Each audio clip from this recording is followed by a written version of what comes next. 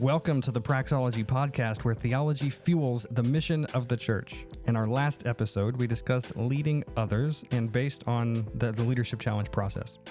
In today's episode, we will look at how ministry teams can thrive.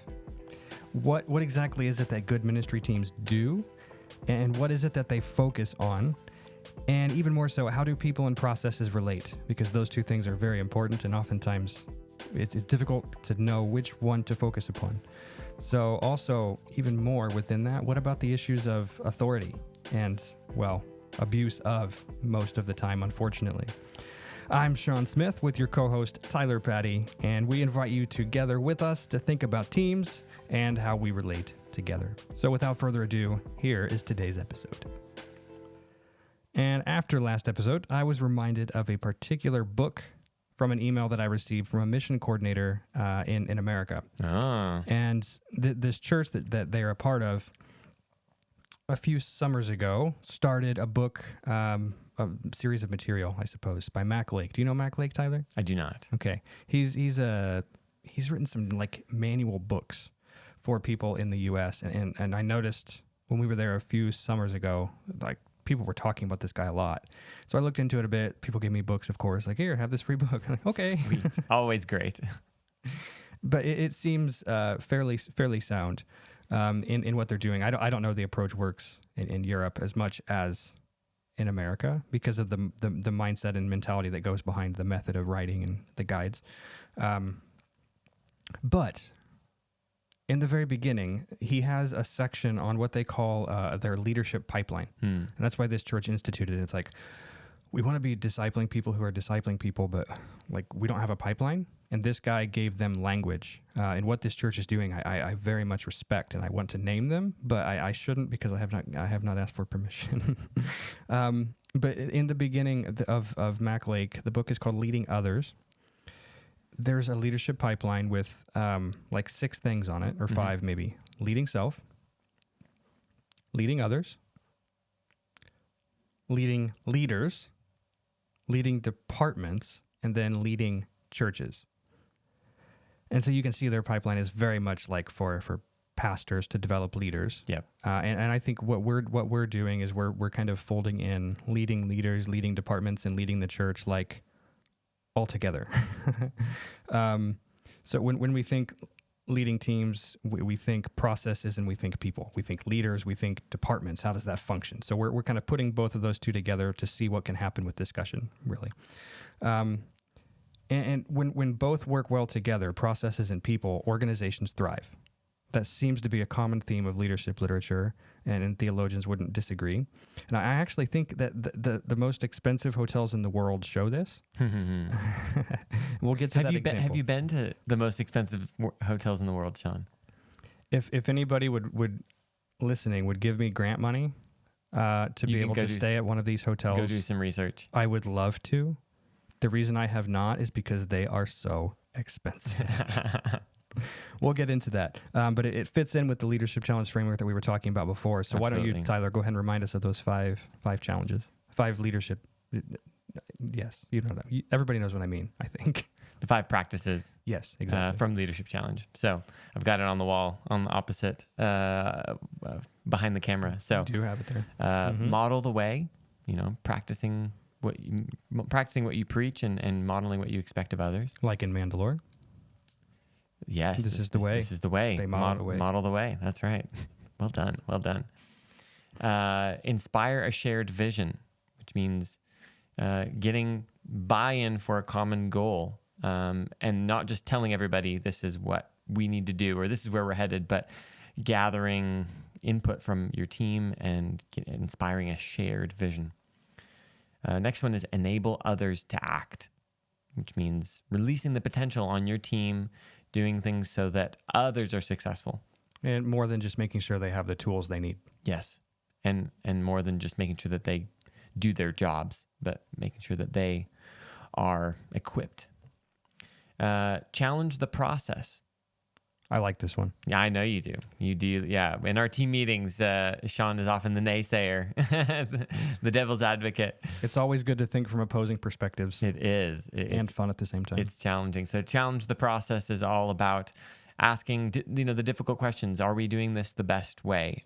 Is there another way? Is there something we haven't considered? It's so easy to get into ruts. And in order for people to grow and for teams to thrive, you need to be able to revisit those in safe ways. And then finally, encourage the heart. So speaking words of affirmation, of truth, recognizing achievements and accomplishments, and gifting publicly. Yeah, which we focused on quite a bit in previous episodes this season so far. And at this point, I say enter Horst Schulz. I apologize to everybody because I know it's not how his name is pronounced. He's either German or Austrian, I think, but he lives in the U.S. now, I think. Okay. So our producer of this episode is German, Killian. I apologize for ruining the German name and or Austrian German name. If I even have his nationality correct. If I don't, the joke's just completely on me. But he's the CEO of the most expensive hotels in the world, the Ritz-Carlton. It just sounds expensive. It does. I mean, literally, like the English word ritzy. Is this where it comes from? It very well could be. Ritzy I is in know. like, oh, that's like super, So like fancy. more than luxurious. Like, why did you spend thousands of dollars on a watch or something like this?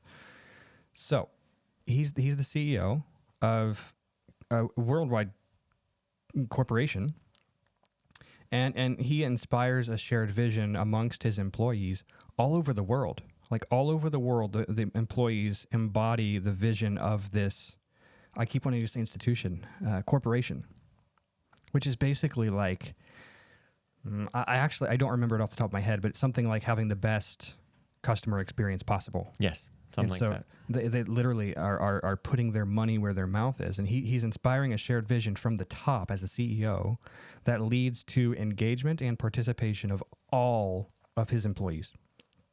And so how is he doing that? That's the question. By giving every employee the vision and then empowering them by giving them $2,000 per year to enact change. You want to give me $2,000, Tyler? No. Could be. We have some things to work on within our own team. I guess perhaps. so. I'm too stingy.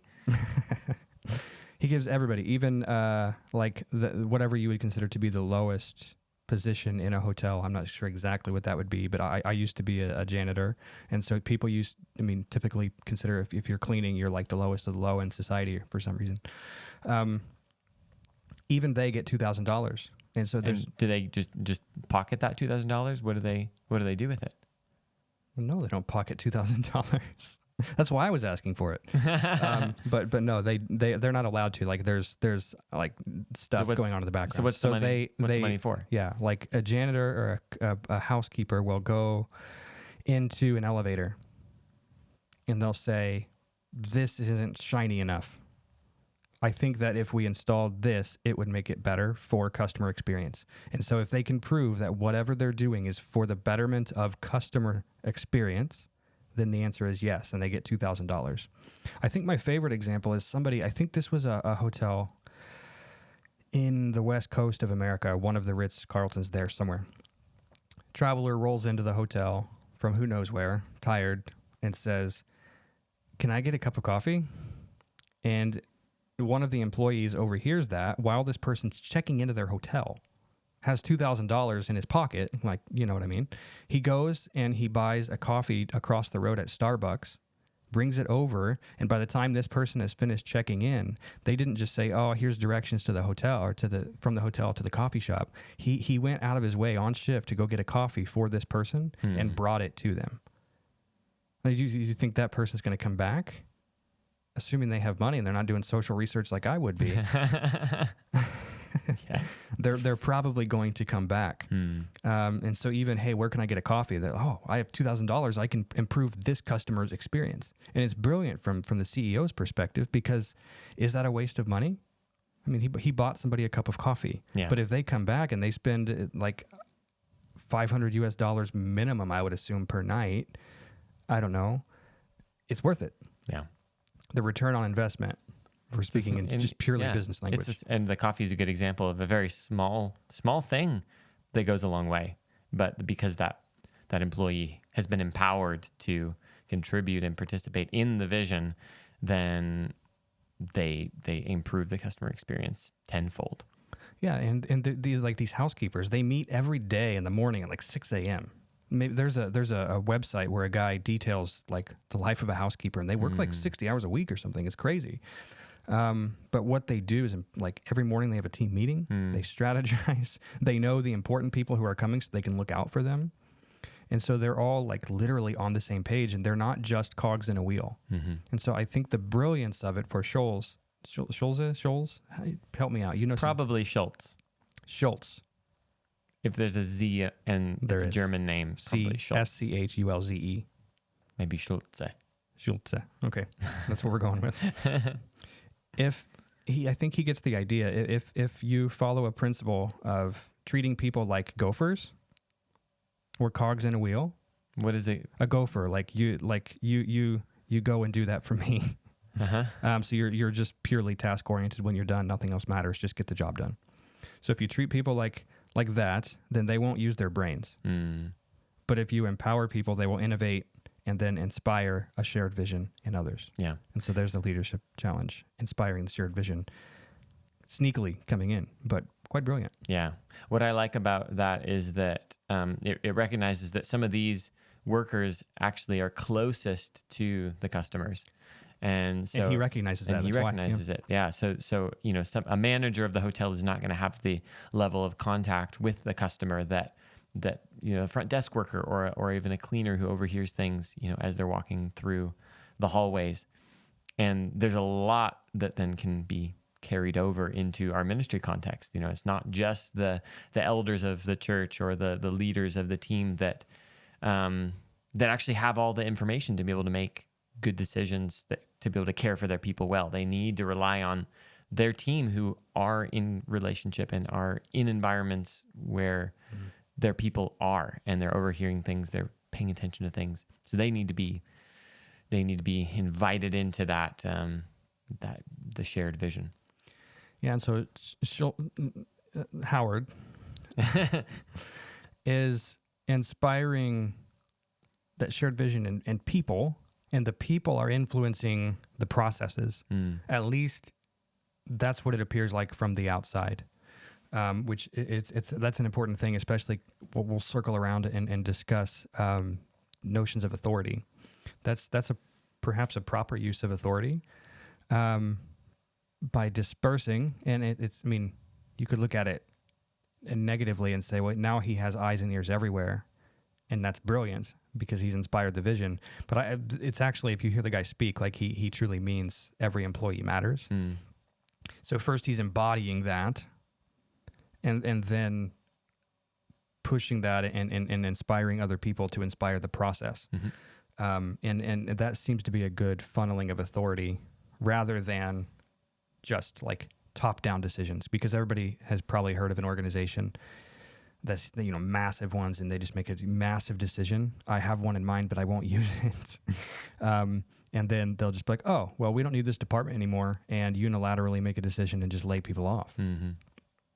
Well, that doesn't inspire a shared vision. That inspires fear. And so that use of authority maybe is not as good as this one. But we'll come back to that later. Another thing to think about is, we've barely referenced this, but people love leadership stuff, and they love to just tack it onto theology. And you could argue that that's what we're about to do. But Tyler, lead us into how we can think about what we're talking about now in terms of leading teams, structures, people, authority. Theologically. Yeah.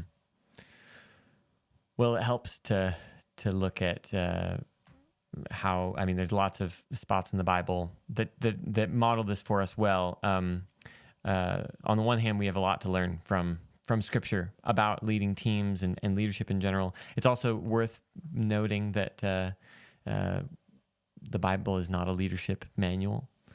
That's not its primary purpose. It's also not basic instructions before leaving Earth. No. Okay. Bible. No.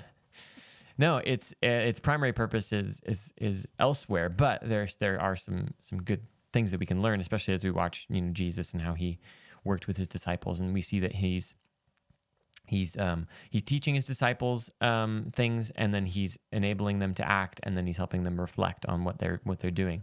And so he's very much empowering them, which is By modeling the way. By modeling the way, and which is a great use of his energy.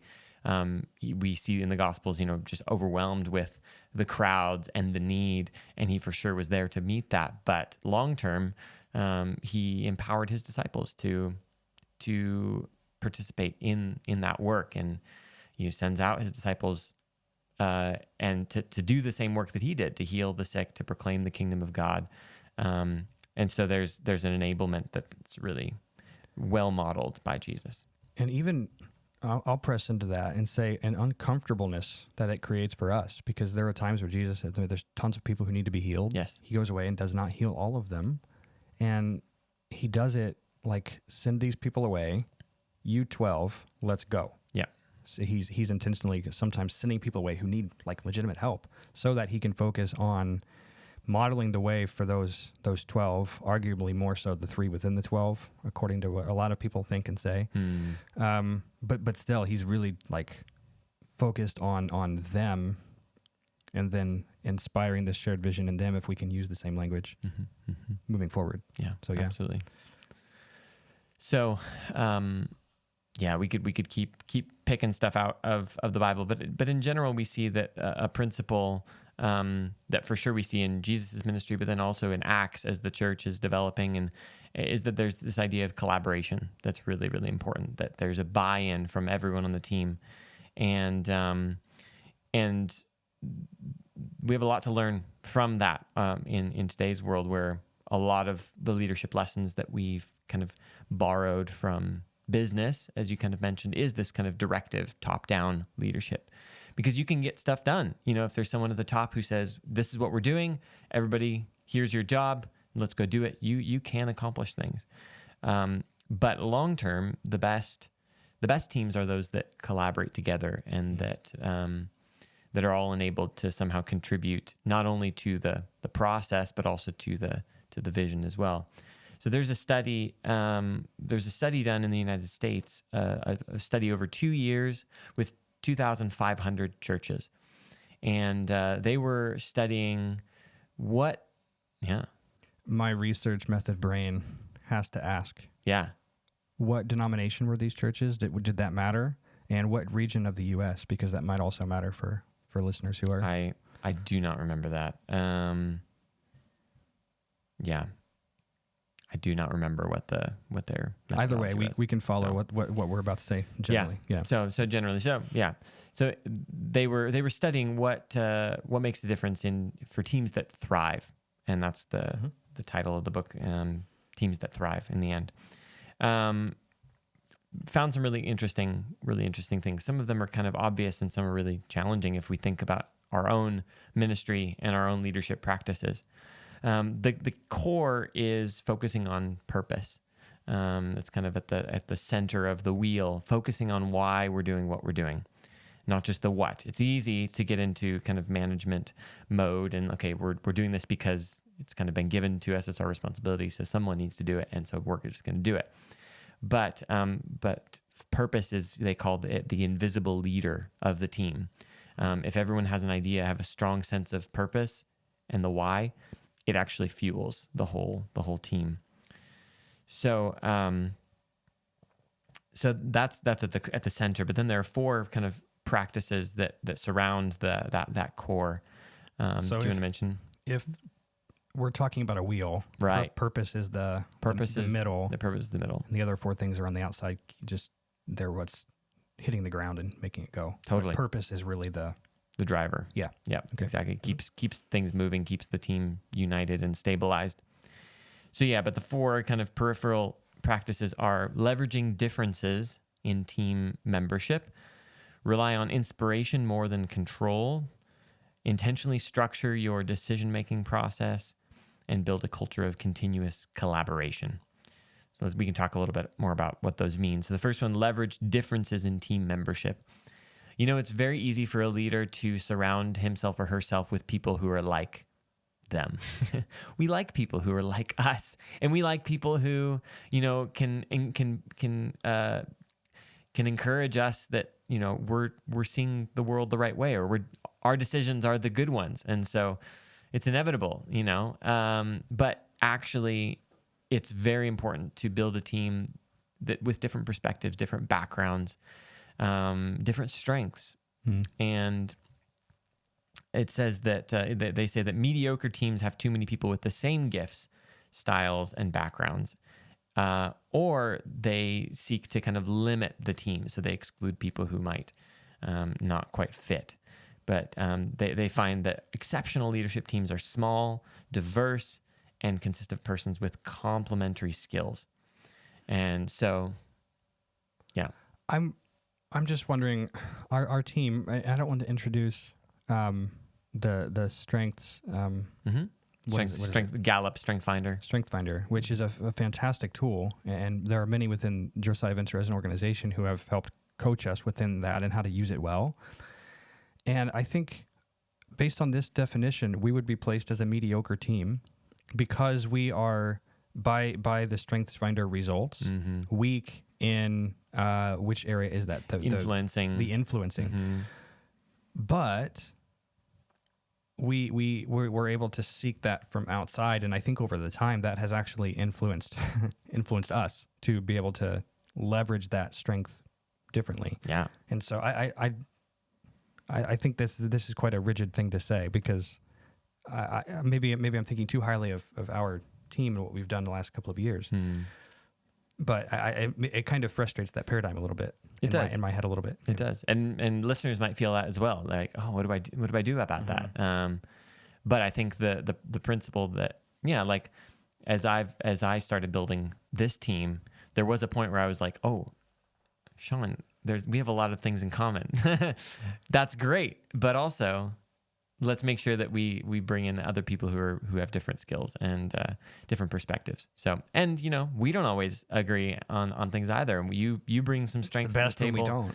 It's the best. Sean is incredibly strategic. He's able to see into the future and see the things that could be, and I'm much more focused on where we at right now and how can we make small changes and improvements. So that's a way that we leverage the differences on our team. Second one is rely on inspiration more than control to lead.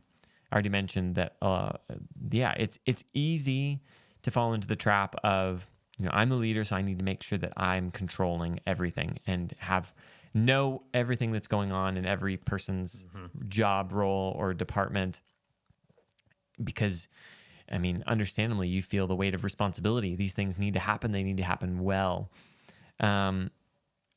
They argue, though, that outstanding teams prioritize leadership through relationship-based inspiration rather than role-based giving of directives, which is really hard to do. Sean, do you have any examples or ideas of how that works, or how that could work? I was just going to tie it back into the the Ritz-Carlton model. Yes, because and also along the way to say that this. It's the third of five, but the second of the non-hub, the outside wheel. Rely on inspiration. That's overlaps with Leadership Challenge, inspire a shared vision.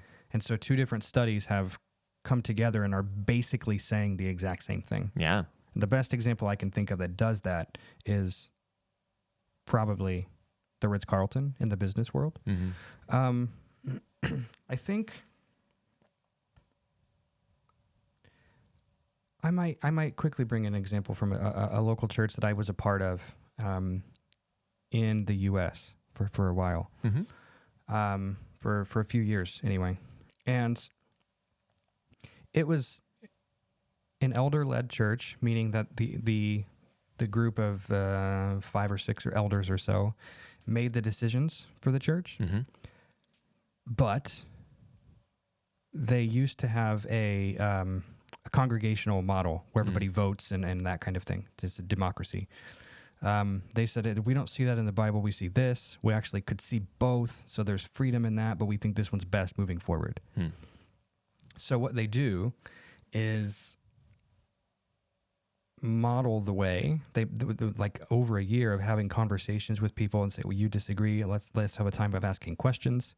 here's what we think. And they just kept coming back to here's what we think, here's where we see this in the Bible and how it could benefit us. And in doing that over the course of a year and a half, they were trying to inspire people and show that we're actually not controlling you. And now what actually happens is better than the congregational model, at least within that tight case study of one church. Yeah. Because they're getting constant feedback from people, more so now than they ever did before, because they don't rely on the vote. They're voting. So the congregation has to be represented in the room when the elders are there. And so they're talking to people more so than ever.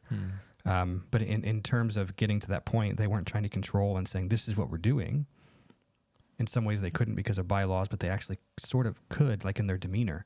But they were just focused on having conversations and dialogue with people and then continually coming back to, this is what we think, this is what we think. And in doing so, it wasn't just, this is what we want it to be.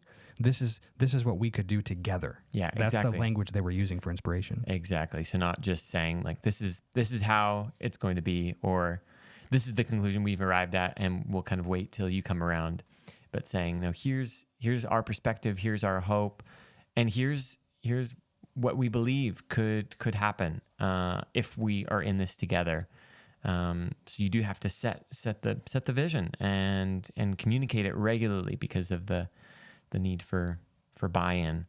And there's, like you in that example, it's great. They're talking together more, and so they're actually deepening relationships, and that builds trust, which actually strengthens cooperation and collaboration rather than strict control. So number three, the third practice is intentionally structure your decision-making process.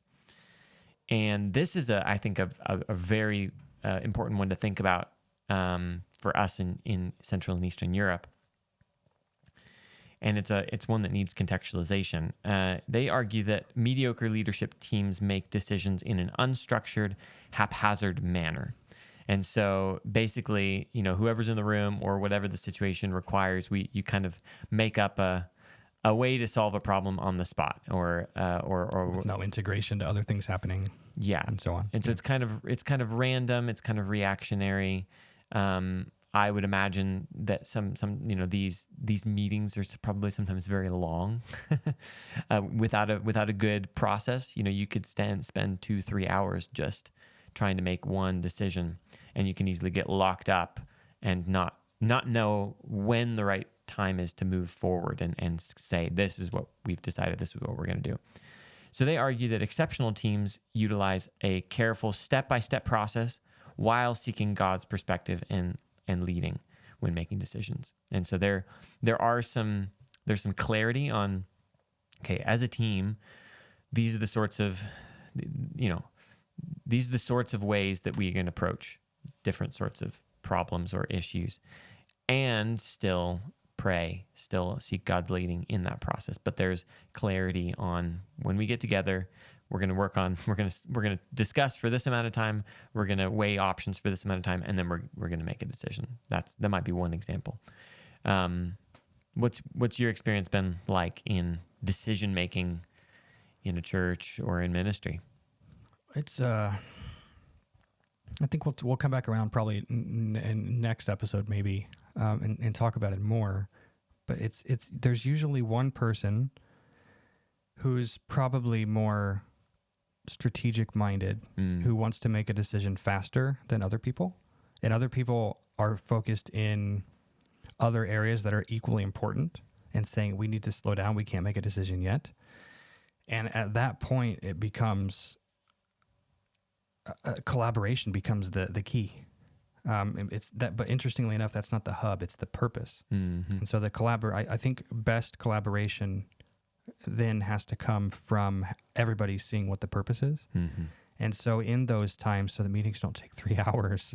Taking a step back and going, what is our purpose, and how does this one problem relate to that?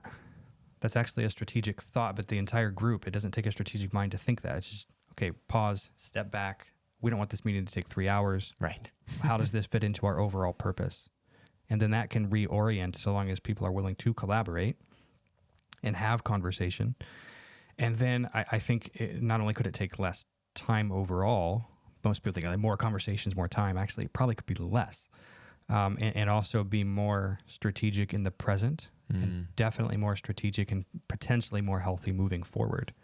But it involves taking that step back and going, does this fit the purpose or the vision?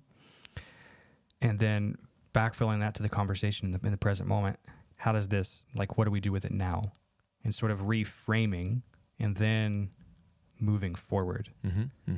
But I don't know that's like a framework, and I suppose it's kind of structuring decision making in that sense. Yeah. So yeah, and I think they're not saying, okay, here's the system by which you make decisions, but they're saying, make sure that you've agreed on how you're going to make decisions together, so it's not just haphazard and random. And with your, encouragement towards collaboration, that's the fourth practice around the hub of purpose, and it's build a culture of continuous collaboration. We can easily defend this theologically. We are the body of Christ. We all have different gifts, and we all need each other. We cannot say to someone, I have no need of you. And so they argue that exceptional teams meet with intentionality, utilize collaboratively developed ideas, and work together to make the most of meetings. And so, when we're together, let's make sure we're hearing from everybody, or at least gathering as many inputs as possible so that there's buy-in, so that we benefit from all of the gifts and perspectives that are in the room. Which, by the way, it kind of goes back to making sure that the teams that we're building are well thought through. We need to have the right people in the room when dealing with issues. So our colleague Landon was just reading a book on meetings, which who likes meetings? I'm expecting everybody listening to this podcast, you're just raising your hand, you're just praising the Lord. Love meetings. No, it depends on the purpose. I do look forward to meetings. Yeah, but not all of them. Not all of them. So, and that's kind of the point of this book that Landon's been talking to us about. That we actually need more meetings to be able to build trust, to collaborate. You should have seen the look on Tyler's face when Landon said that to I know. Tyler. Tyler was like, "You've got to be kidding me." But more effective meetings. Less length also. Less length. Shorter, more intentional, more collaborative, that builds buy-in, that builds trust, builds relationship. Like the Ritz-Carlton 5 or 6 a.m. meeting of the housekeepers. Mm-hmm. Similar idea. Yeah, they do it for like 15 minutes. Yeah, a stand-up meeting at the start of the day to sync up. So all that to say, teams that thrive, it's important to think about. How would you those who are listening, the team that you're a part of, do you think that's a thriving team? Is there one of these items that you think if you put some attention to, that it would make maybe a big difference? Mm-hmm. Write to us, praxology@formmission.org.uk. And we would like to hear from those of you watching and those of you just listening.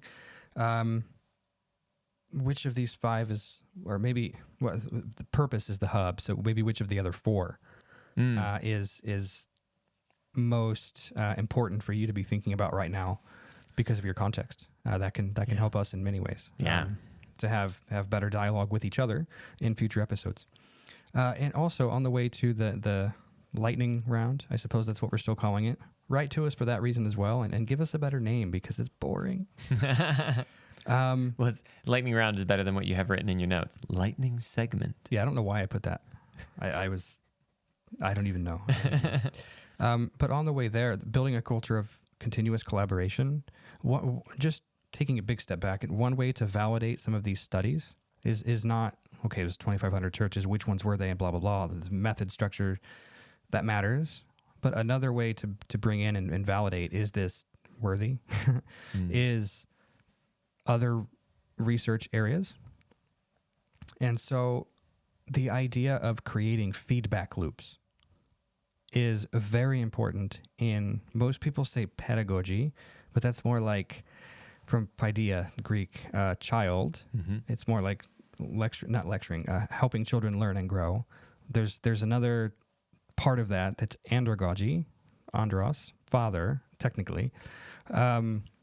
but it's like adult education, basically. And so I'm thinking more in that realm for adults, but it's also important, I suppose, we have to create feedback loops for kids because they need to hear the same thing to be reinforced. It just looks a little bit differently. I'm focused on the adult part now. If we're going to have those feedback loops, which is something that the educational literature like raises to the top, like the best teachers, the best learners, the best environments, they all have feedback loops. And what most people think is, okay, they have feedback loops from very strategic people all the time. And the answer is, yeah, you have to have your trusted feedback loops. But also there are people who know things that can just relate indirect knowledge, and it's like it can create a new paradigm. Like, oh my gosh, that's innovative. So, and you might look at somebody on your team and go like, that person doesn't have any input on this matter whatsoever. Well, maybe they haven't been invited to that process, and they could collaborate by bringing in some other thing. But I think these 5 are quite good. Like, we can bring in tons of external literature on education to back up this point here. Yeah. And this whole study actually is quite focused. Like its results are really robust. Yeah. But let's move into the lightning round. Tyler. Oh no. Questions for you. Okay, bring it on. Your favorite part about the autumn, if you're in the UK, or autumn. fall season, if you're other places in the world? Autumn. My favorite part is getting to wear my favorite jacket. Actually, I have a jacket that I've had for 8 years that I just love. And I don't get to wear it during the summer because it's too hot. And then I wear it basically when the autumn starts all the way through spring because I use it as a underlayer underneath other coats as well. So it's a beloved coat. It's a beloved coat. What's it look like? Oh, it's for those. It's nothing. Doesn't look like anything fancy, but it's really, really warm and very cozy. Of all the answers, I was thinking he might say this. I was not expecting. I like my coat. I like my coat. I mean, it's pumpkin spice latte season, so I thought maybe you'd go for the Starbucks. Oh, you know me. Pumpkin spice. Never pass up a Starbucks. Not. Backstory: Tyler roasts his own coffee for a reason. Yes. Moving forward. If Old Testament biblical studies, your discipline, was a season, which one is it and why? Oh, I think it's the transition between winter and spring, and so a lot of people think that Old Testament is just cold and they just want to move past it, but there's also there's beauty, there's things growing underneath that just need to be brushed aside, and then there's incredible life right underneath the surface. It's good for pruning, and that's why you wear that jacket as the underlayer. There we go. It's the reminder. Right? Been grafted in. There you go. I'm just trying to integrate things for fun. If you had a pet dog, which you don't, and it's very sad, and neither do I, because my wife won't let me, and that's also very sad. But if you had a pet dog, what theologian's name would you give it? Well, I already named my youngest son after St. Augustine. That's his middle name, so that one's taken. That'd be a long one to call a dog. I'm Irenaeus. Why? Because it's a cool name. You should make it like very regal. Irenaeus of Lyons. Yeah, here we go. Irenaeus of Ostrava. Oh, that's great. Irenaeus. Okay, so that's a nice name.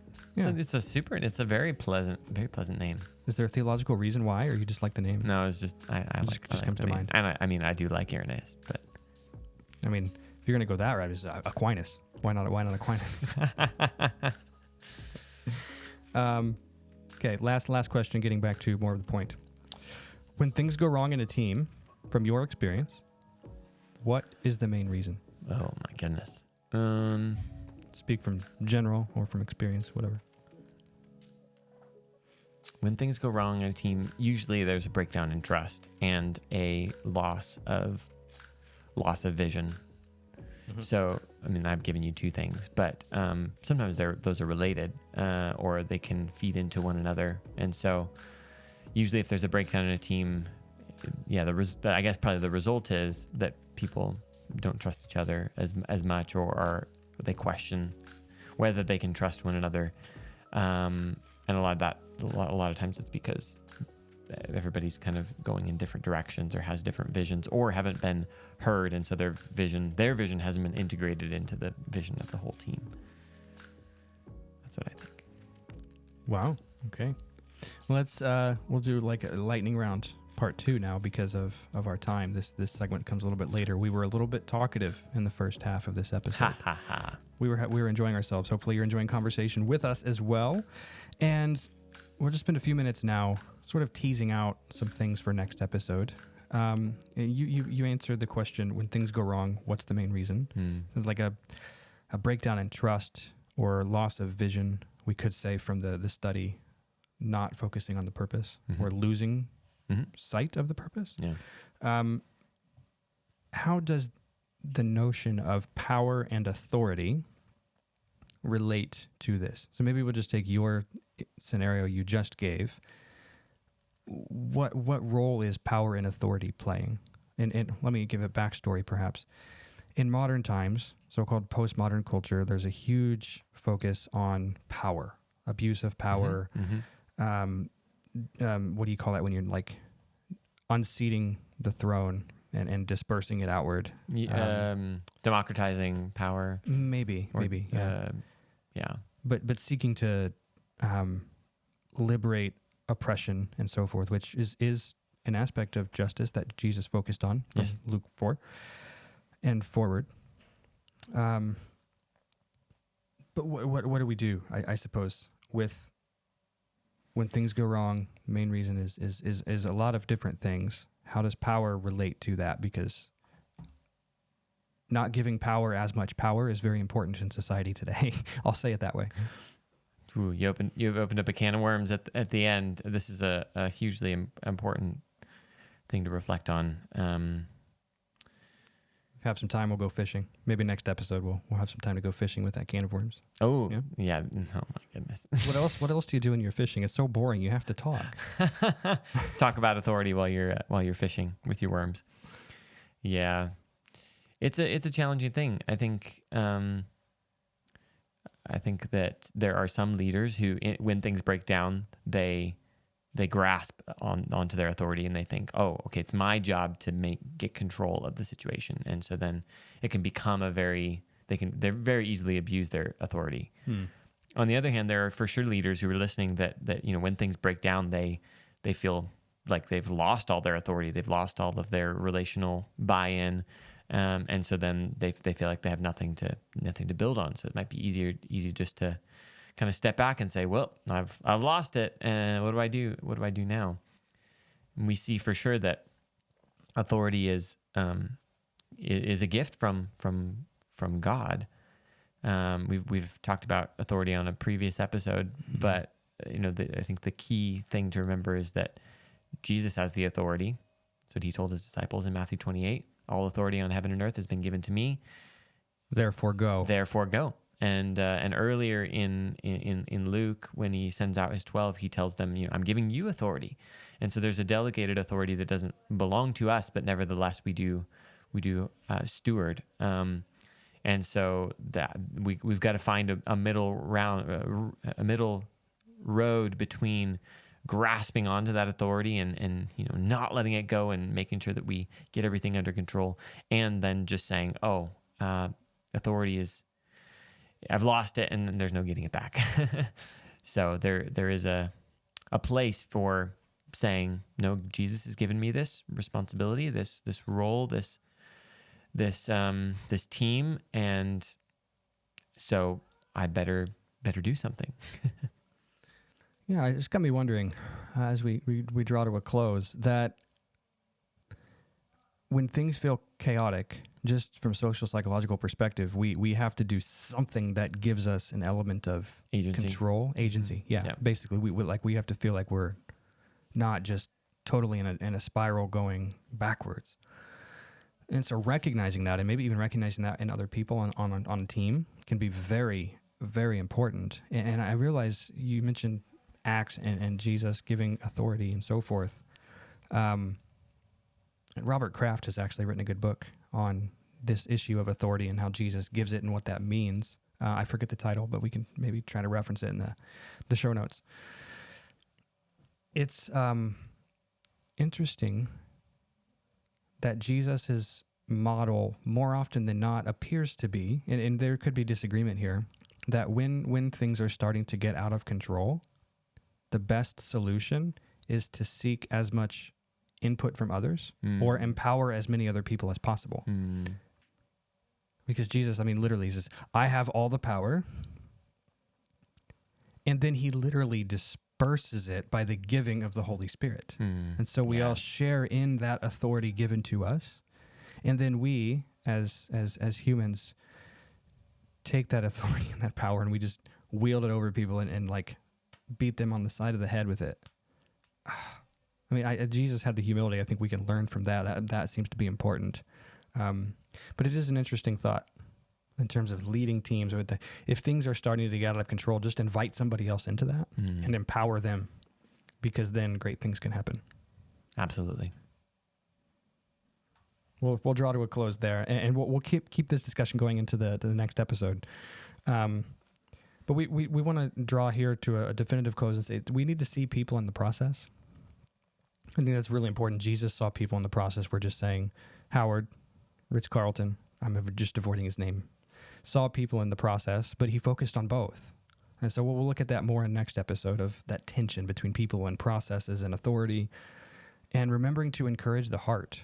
I think those people who get $2,000 a year are encouraged on a regular basis, going, wow, they gave me money. They really trust me to contribute. Mm-hmm. Yeah. And also remembering to model the way using the five disciplines we've talked about. So if you're curious about how to use theology and leadership language together, and this and much more, we would just want to plug For Mission College. Both of us are on staff, and we have just amazing students who talk about this. And within our program, we talk about these things a lot: abuse of power, how to lead teams, how to use theology. That's kind of the underlying current behind it. As you're putting leadership skills into practice, how does all of this work and more? We talk about in For Mission. So just a plug there. Welcome to check us out online, and we'll maybe throw that in the show notes as well. Next episode, we're going to delve more into the issue of authority. And for now, just to play on words, go in the authority given to you by Jesus through the Spirit and proclaim God's goodness as a missional people. We'll see you next time. See you next time.